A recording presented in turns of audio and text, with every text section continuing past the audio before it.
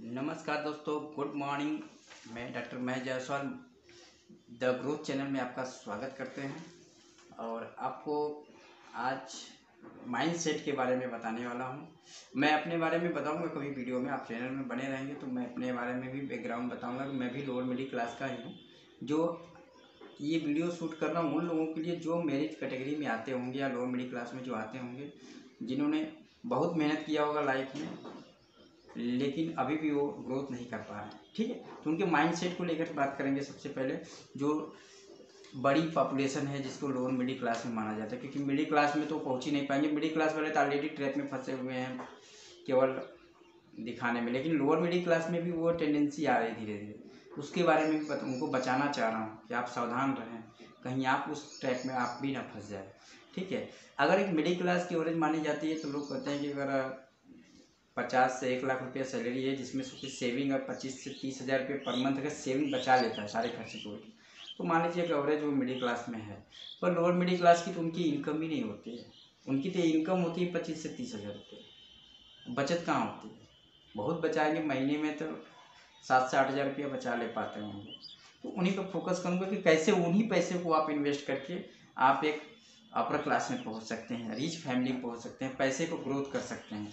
ठीक है, पहले सबसे पहले मेरे चैनल पर अगर आप नए हैं सब्सक्राइब लाइक कर लीजिएगा, सपोर्ट करिए मुझे।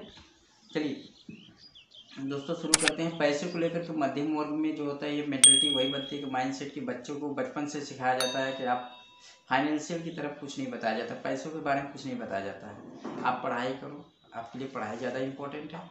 ठीक है, अब पढ़ाई ज़्यादा इम्पोर्टेंट है तो वो एजुकेशन किस सेक्टर में ले रहे हैं।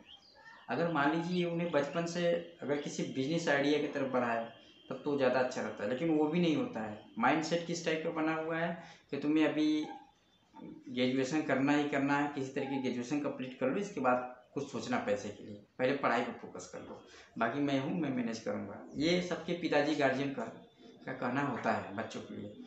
चाहे यूथ के लिए मैं बता रहा हूँ, चाहे लड़का और लड़की, सेम कंडीशन होता है। अब मैं अभी जिस शहर में रहता हूँ वहाँ भी आसपास में देख रहा हूँ कि प्राइवेट सेक्टर में लड़के और लड़कियाँ दोनों इस समय यूथ सोच रहे हैं कि किसी तरीके से 10 से 15 हज़ार की सैलरी की जॉब मिल जाए। इतनी ज़्यादा प्रॉब्लम है उनको, इतना चाहत है उस नौकरी की। रिज्यूम में देखता हूँ कि लोग ग्रेजुएशन किए हैं, एमए किए हुए हैं, पोस्ट ग्रेजुएशन में हैं, पीएचडी करने वाले बच्चे भी है प्राइवेट सेक्टर में अप्लाई कर रहे हैं कि 10 से 12 हज़ार की मिले। तो जॉब की तो ये हालत है। तो अगर आपकी माइंडसेट नहीं बदल रही है तो आने वाली पीढ़ी, आपके बच्चे भी उसी तरीके से रिज्यूमे से फेंके जाएंगे प्राइवेट सेक्टर में। लड़कियों को देखिए तो लगभग सभी जगह रिसेप्शनिस्ट पे हो, चाहे सर्विस सेक्टर में हो, होटल में और यहाँ हॉस्पिटल वगैरह में काम कर रही हैं किसी तरीके से, क्योंकि उन्हें पता है अगर मैं नहीं काम करूँगी तो पापा का सपोर्ट नहीं हो पाएगा, पापा का सपोर्ट नहीं दे पाऊंगी तो मेरी शादी नहीं हो पाएगी, या पापा को प्रेशर ज़्यादा पड़ेगा, क्योंकि पापा की सैलरी तो 25-30 हज़ार रुपये पर मंथ की है।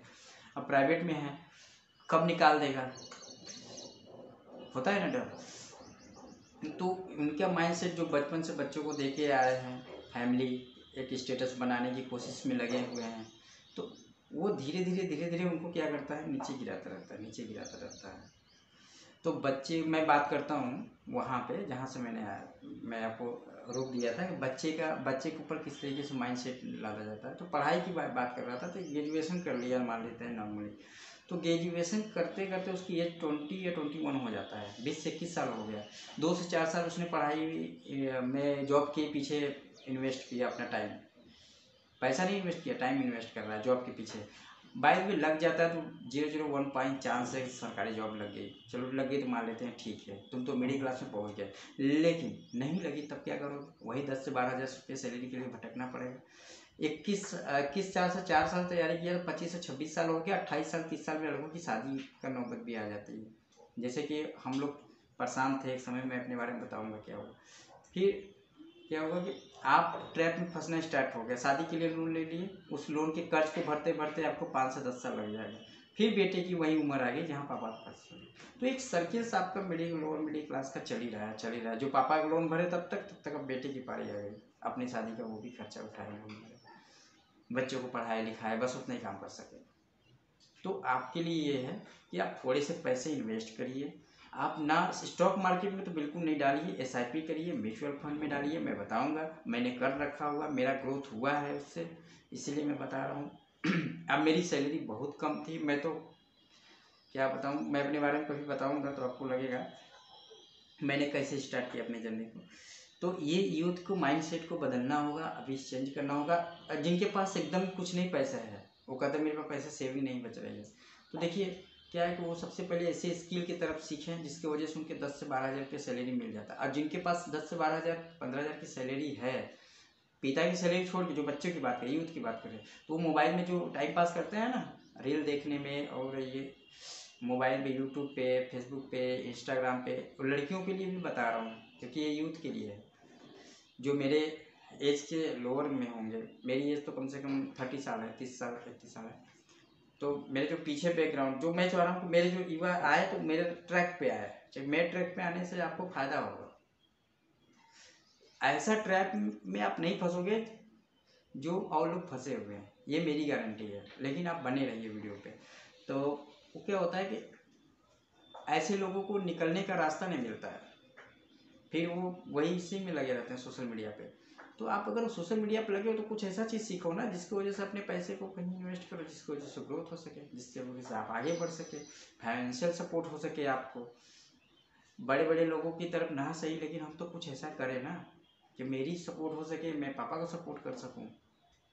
ठीक है, तो आप वीडियो में बने रहिएगा। नेक्स्ट वीडियो में और अच्छे से माइंड सेट को चेंज करके इसके बाद इन्वेस्ट की तरफ बढ़ेंगे। ठीक है, ये मेरा फोकस आप